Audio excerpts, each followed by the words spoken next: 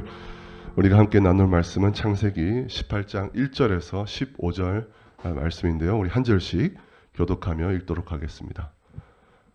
1절 제가 읽겠습니다. 주님께서 마므레의 상수리 나무 곁에서 아브라함에게 나타나셨다. 한창 더운 대낮에 아브라함은 자기의 장막 어귀에 앉아 있었다. 아브라함이 고개를 들고 보니 웬 사람 셋이 자기의 맞은쪽에 서 있었다. 그는 그들을 보자 장막 어귀에서 달려나가서 그들을 맞이하며 땅에 엎드려서 절을 하였다. 아브라함이 말하였다. 손님들께서 저를 좋게 보시면 이 종의 곁을 그냥 지나가지 마시기 바랍니다. 물을 좀 가져오라고 하셔서 발을 씻으시고 이 나무 아래에서 쉬시기 바랍니다. 손님께서 잡수실 것을 제가 조금 가져오겠습니다. 이렇게 이 종에게로 오셨으니 좀 잡수시고 기분이 상쾌해진 다음에 길을 떠나시기 바랍니다. 그들이 대답하였다. 좋습니다. 정 그렇게 하라고 하시면 사양하지 않겠습니다. 아브라함이 장막 안으로 뛰어 들어가서 사라에게 말하였다. 빨리 고운 밀가루 세 스아를 가지고 와서 반죽을 하여 빵을 좀 구우시오. 아브라함이 집짐승 떼가 있는 대로 달려가서 기름진 좋은 송아지 한 마리를 끌어다가 하인에게 주니 하인이 재빨리 그것을 잡아서 요리하였다. 아브라함이 엉긴 젖과 우유와 하인이 만든 송아지 요리를 나그네들 앞에 차려놓았다. 그들이 나무 아래에서 먹는 동안에 아브라함은 서서 시중을 들었다. 그들이 아브라함에게 물었다. 대개 부인 사라는 어디에 있습니까? 아브라함이 대답하였다. 장막 안에 있습니다. 그때 주님께서 말씀하셨다. 다음 해 이맘때에 내가 반드시 너를 다시 찾아오겠다. 그때 너의 아내 사라에게 아들이 있을 것이다.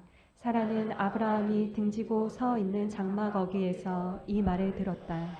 아브라함과 사라는 이미 나이가 많은 노인들이고 사라는 월경마저 그쳐서 아이를 낳을 나이가 지난 사람이다. 그러므로 사라는 나는 기력이 다 쇠진하였고 나의 남편도 늙었는데 어찌 나에게 그런 즐거운 일이 있으랴 하고 속으로 웃으면서 중얼거렸다. 그때 주님께서 아브라함에게 말씀하셨다. 어찌하여 사라가 웃으면서 이 늙은 나이에 내가 어찌 아들을 낳으랴 하느냐. 나 주가 할 수 없는 일이 있느냐. 다음 해 이맘때에 내가 다시 너를 찾아오겠다. 그때 사라에게 아들이 있을 것이다. 다 같이요. 사라는 두려워서 거짓말을 하였다. 저는 웃지 않았습니다. 그러나 주님께서 말씀하셨다. 아니다, 너는 웃었다. 네. 오늘 본문은 크게 두 부분으로 나누어서 살펴볼 수 있겠습니다. 전반부에는 이제 아브라함이 나그네를 극진히 대접하는 내용이 나오고 있고요. 이제 후반부로 가시면 하나님의 그 예고의 말씀을 듣고 웃음을 참지 못한 웃어버리는 사라의 이야기가 나오고 있습니다. 먼저 저는 아브라함의 환대하는 이 모습을 우리가 살펴보면서 이것이 오늘 우리의 신앙과는 어떤 관계가 있는지를 생각해 보려고 합니다. 그리고 그 다음 웃어버린 사라, 그 사라의 웃음이 또 오늘 우리에게 주는 위로는 무엇인지 그것을 살펴보도록 하겠습니다. 먼저 첫 번째 아브라함의 환대하는 모습입니다. 1절에서 2절 말씀을 한번 띄워주시고 제가 다시 한번 읽겠습니다. 주님께서 마므레의 상수리 나무 곁에서 아브라함에게 나타나셨다.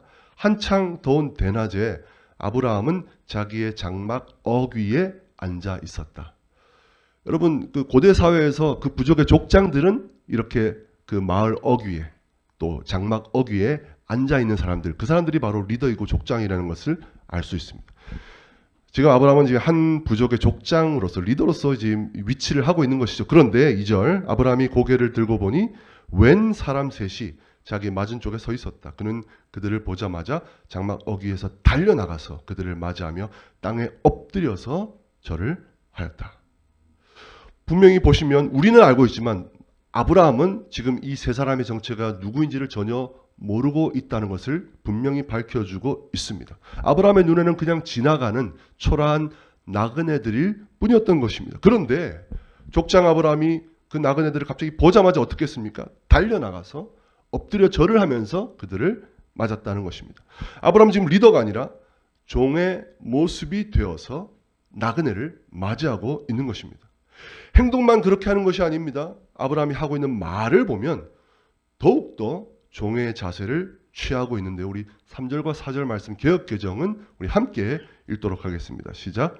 이르되 내 주여 내가 주께 은혜를 입었사오면 원하건대 종을 떠나 지나가지 마시옵고 물을 조금 가져오게 하사 당신들의 발을 씻으시고 나무 아래에서 쉬소서. 언제 봤다고? 지금 아브라함은 그 나그네들을 향해서 뭐라고 부르고 있습니까? 주님이라고, 내 주여라고. 영어 성경에도 Lord라고 되어 있습니다. 주님이라고 부르고 있고요. 그리고 자신을 종이라고, servant라고 그렇게 지칭하고 있습니다. 그리고 제발 이 종을 지나쳐가지 마시고 이 종에게 은혜를 베풀어 달라고 간청하고 있습니다. 여러분, 겸손도 이 정도면 너무 지나치지 않습니까? 우리가 그 진정성을 의심할 정도까지 겸손이 너무 지나친 것 아닌가 그런 생각을 할 수 있습니다. 하지만 아브라함은 가식이 아니었습니다. 정말 진심을 다해서 이렇게 행동하고 말하고 있다는 것을 알 수 있습니다. 그 뒤에 이어지는 행동을 계속 보면 5절에 이렇게 말합니다. 손님들께서 잡수실 것을 제가 조금 가져오겠습니다. 여기서 원문을 보면 이 조금은 아주 극도로 작은 양을 지칭하는데요. 아브라함이 제가 조금 가져오겠습니다. 이렇게 이 종에게로 오셨으니 좀 잡수시고 기분이 상쾌해진 다음에 길을 가시기 바랍니다. 그들이 대답하였다. 좋습니다. 정 그렇게 하라고 하시면 사양하지 않겠습니다. 아브라함이 말은 조금 가져오겠다고 했는데요. 실제로는 엄청나게 큰 잔치를 베풀듯이 음식을 이제 준비시키는 것을 볼 수 있습니다. 6절에서 8절 말씀 함께 읽겠습니다. 시작. 아브라함이 장막 안으로 뛰어들어가서 사라에게 말하였다. 빨리 고운 밀가루 세 스아를 가지고 와서 반죽을 하여 빵을 좀 구우시오. 아브라함이 집짐승 떼가 있는 대로 달려가서 기름진 좋은 송아지 한 마리를 끌어다가 하인에게 주니 하인이 재빨리 그것을 잡아서 요리하였다.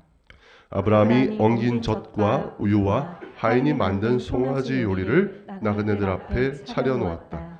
그들이 나무 아래에서 먹는 동안에 아브라함은 서서 시중을 들었다.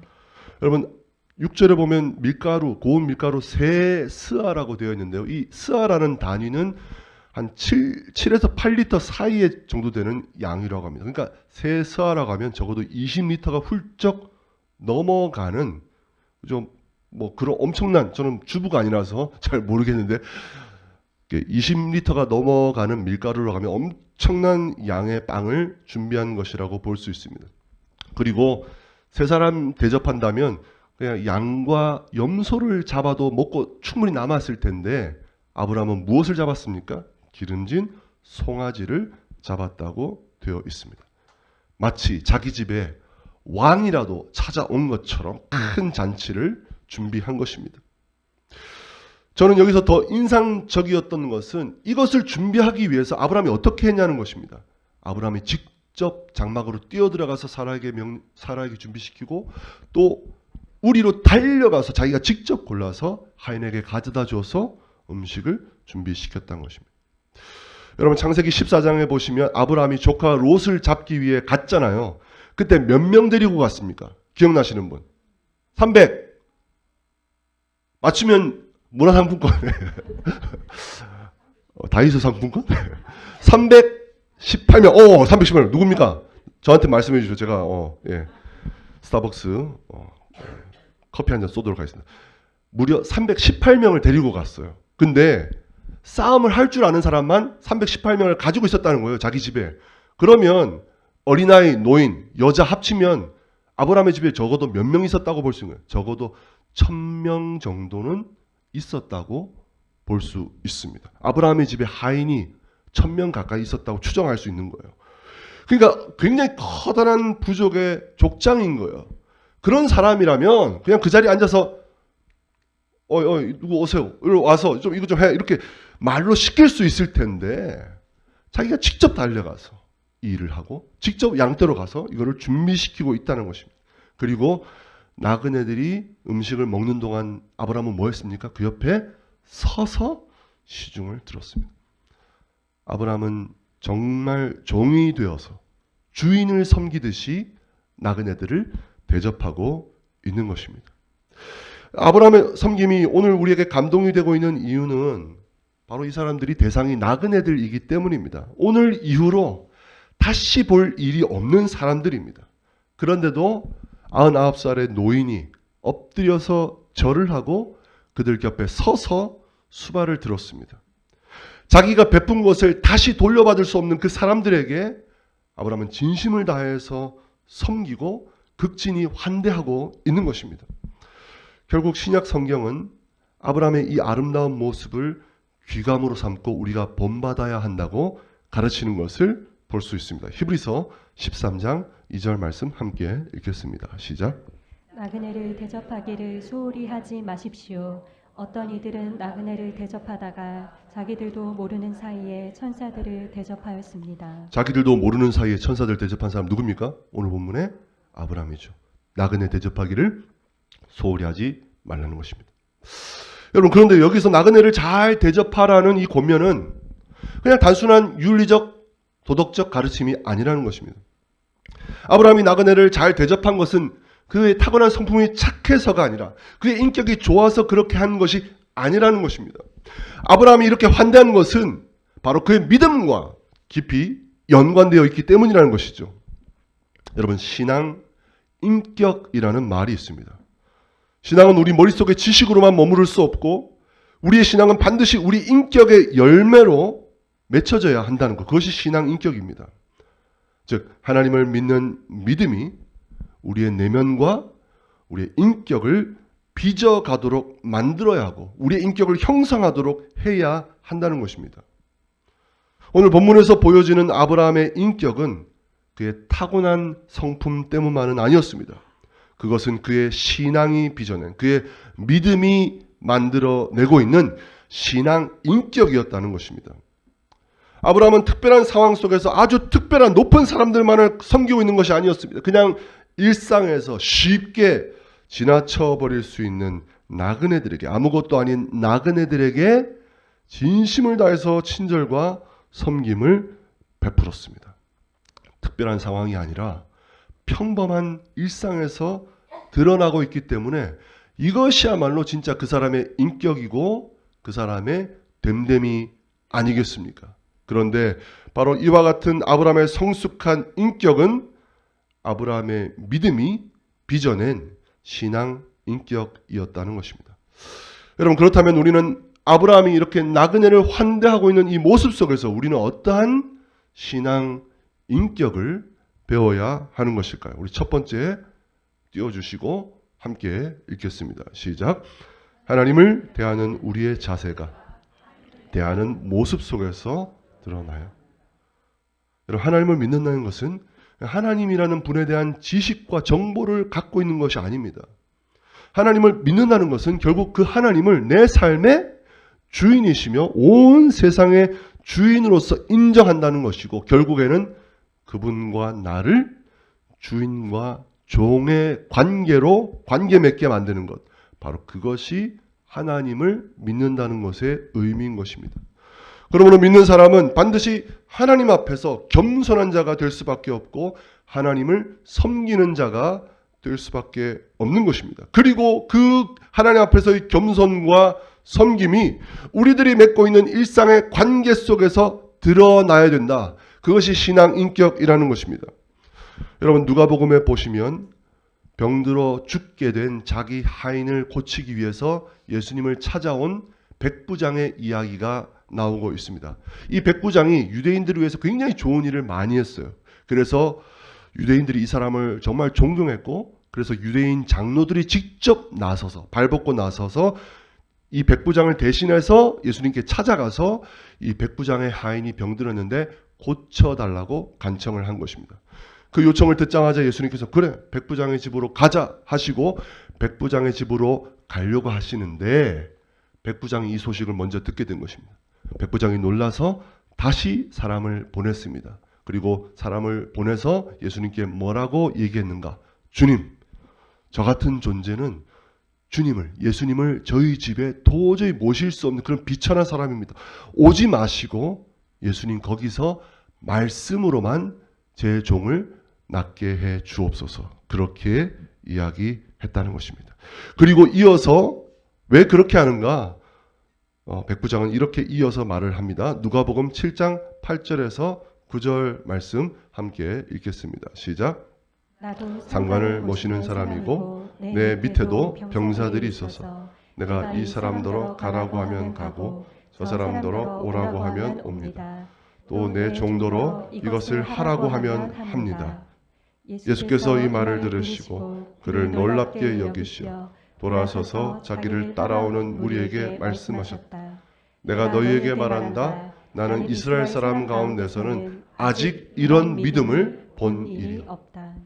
백부장은 자기도 군대의 리더로서 상관으로서 밑에 있는 사람들에게 이렇게 하라 저렇게 하라 명령하고 지시하는데 주님도 이 종에게 그렇게 하셔야 됩니다. 주님도 이 종에게 그렇게 하시면 되는 것입니다 라고 말한 것입니다. 그런데요, 이렇게 예수님을 경외하고 예수님을 존경하는 백부장이 자기 아랫사람들에게는 권위를 휘두르며 함부로 하는 사람이었을까요? 절대 그렇지 않았다는 것입니다. 백부장은 자기 자식도 아닌데 자기 집 하인을 고쳐달라고 지금 발벗고 나서고 있습니다. 당시의 노예들, 비천한 인격적 존재로 대접받지 못했던 비천한 하인이었는데도 백부장은 그 하인을 아끼고 사랑하고 돌보는 섬기는 모습을 보여주고 있는 것입니다.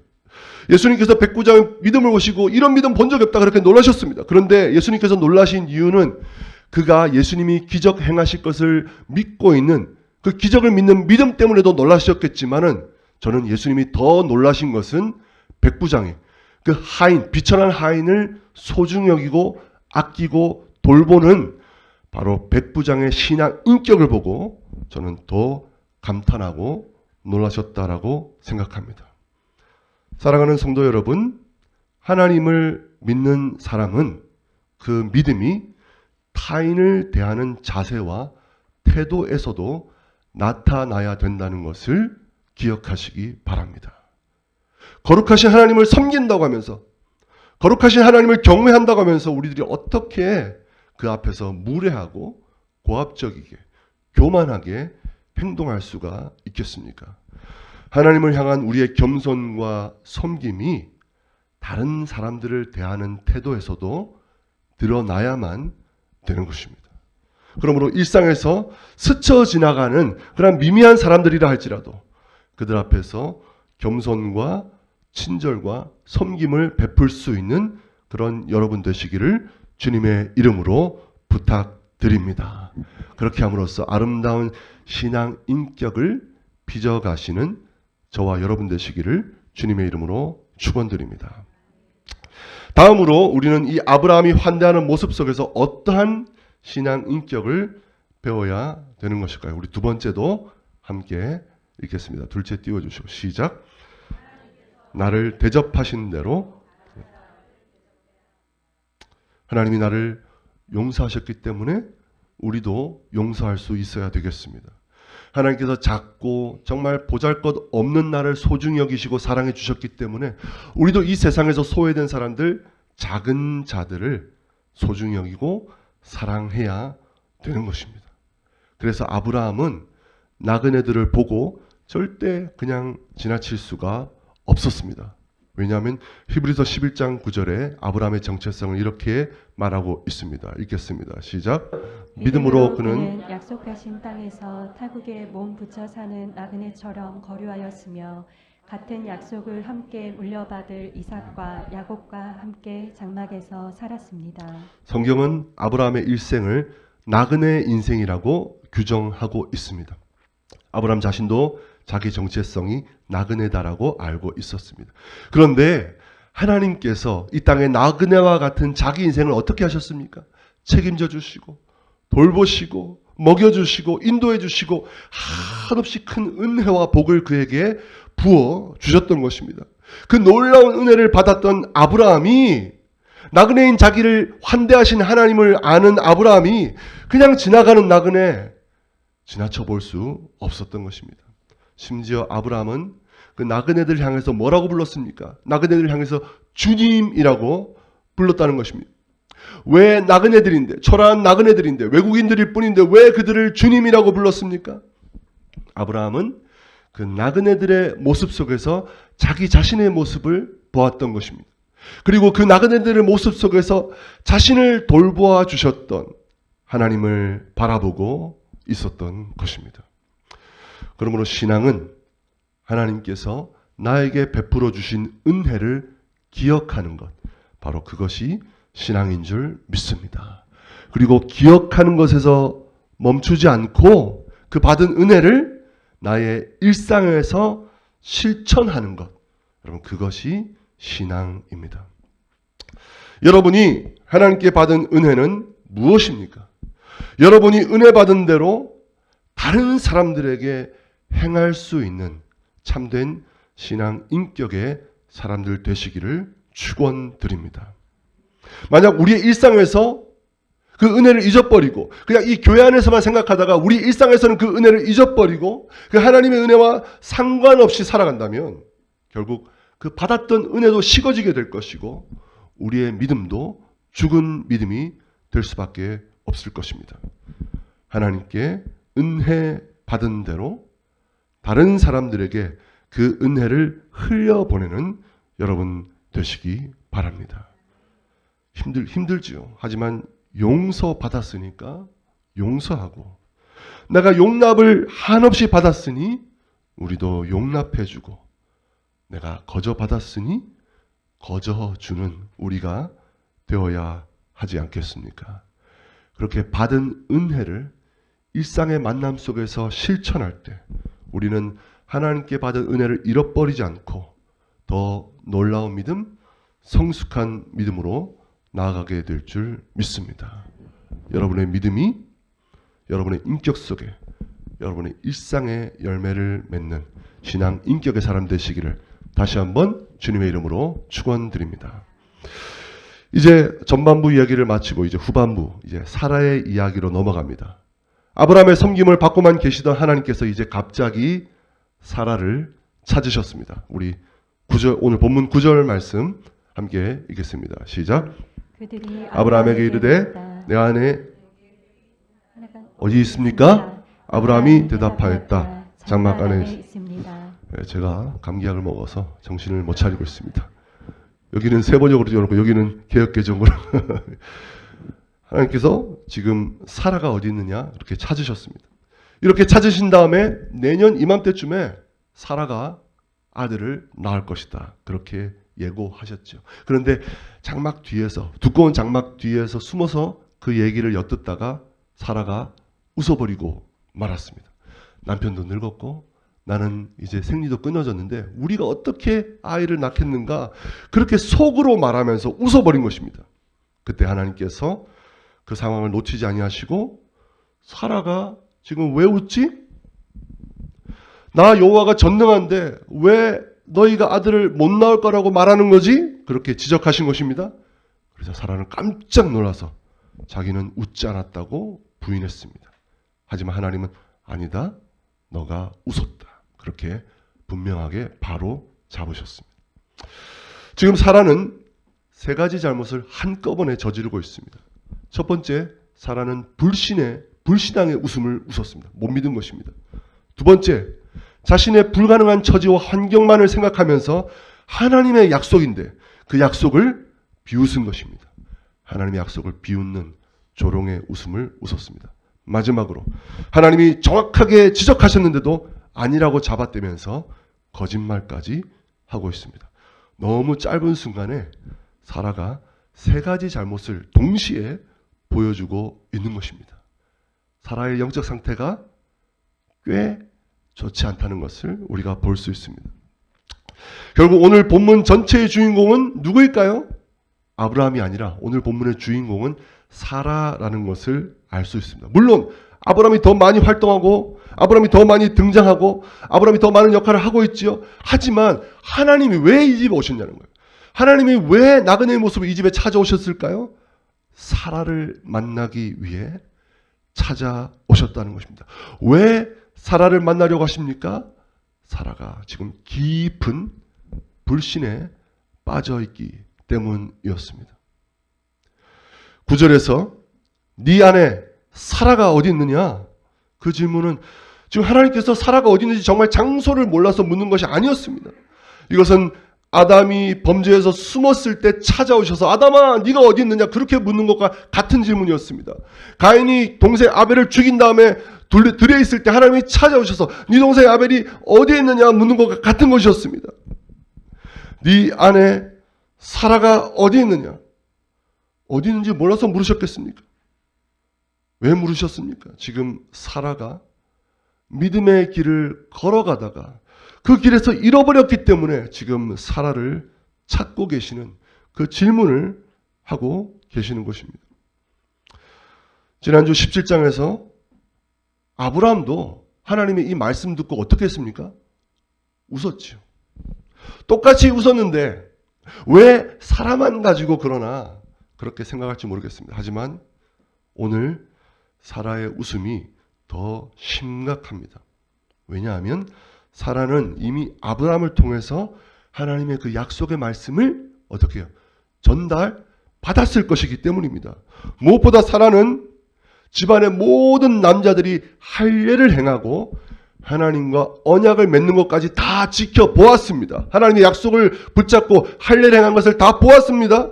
그런데도 사라는 여전히 하나님의 말씀을 믿지 않으려고 했고 심지어 비웃었고 그리고 하나님 앞에서 거짓말까지 하고 있었다는 것입니다. 사라가 지금 깊은 시험과 불신에 빠져 있는 상태였던 것입니다. 하지만 우리 중에 누가 사라를 비난할 수 있겠습니까? 여러분, 고난과 고통이 너무 오래 길어지면 길어질수록 그것을 흔들림 없이 견뎌낼 수 있는 사람은 아무도 없습니다. 너무 오랜 시간 고통을 받으면 사라가 아니라 아브라함이 아니라 그 누구라고 하더라도 깊은 의심과 영적 침체에 빠질 수밖에 없는 것입니다. 그것을 아시기에 지금 하나님께서 사라를 찾아오신 것입니다. 사라를 정죄하고 사라를 징계하려고 찾아오신 것이 아니라 사라의 마음을 회복시켜 주시고 다시 믿음으로 일어설 수 있게 하시려고 도와주시려고 하나님 찾아오신 것입니다. 침체되고 의심 가운데 있는 사라에게 찾아오신 목적은 징계와 책망이 아니라 위로와 회복이었던 것입니다. 결국 어떻게 되었습니까? 하나님께서 사라의 불신앙의 웃음과 조롱의 비웃음을 어떻게 해요? 진정한 기쁨의 웃음으로 바꾸어 놓으셨다는 것을 우리는 알 수 있습니다. 여러분, 믿음 생활 하다 보면 때때로 힘이 들어서 지쳐 쓰러질 때가 오게 될 것입니다. 하나님 믿는 거 왜 이렇게 어렵냐고 불평하면서 낙심하게 될 때가 오게 될 것입니다. 하지만 그러한 때가 찾아오더라도 너무 놀라거나 너무 낙심하지 마십시오. 왜냐하면 아브라함도 그랬고 사라도 그랬고 모세도 그랬고 엘리야도 그랬고 모든 믿음의 선조들이 다 그런 낙심과 침체를 경험했기 때문입니다. 하지만 바로 그때마다 하나님께서 그들에게 찾아오셨다는 것을 기억하시기 바랍니다. 꾸짖음과 징계가 목적이 아니라 위로와 회복을 목적으로 하셔서 찾아오시는 하나님이 우리에게 있다. 그것을 믿으시는 여러분 되시기 바랍니다. 지금 어려움 가운데 계신 분들, 낙심과 침체와 의심 가운데 계신 분들 있습니까? 사라야 어디 있느냐? 이 말씀을 지금 여러분을 찾아오시는 하나님의 음성으로 들으시기 바랍니다. 흔들려 넘어질 때, 낙심하여 좌절될 때, 심지어 하나님을 향해서 원망하는 마음이 들 때조차도 하나님은 우리를 버려두시는 것이 아니라 오히려 우리를 찾아와 붙들어 주십니다. 꾸짖고 징계하기 위해서가 아니라 우리의 불신을 믿음으로, 우리의 낙심을 기쁨으로 바꾸기 위하여 하나님께서 찾아오시는 하나님이심을 믿으시는 여러분 되시기 바랍니다. 위로와 회복의 하나님을 붙잡고 언제나 믿음으로 일어서시는 저와 여러분 되시기를 주님의 이름으로 축원드립니다.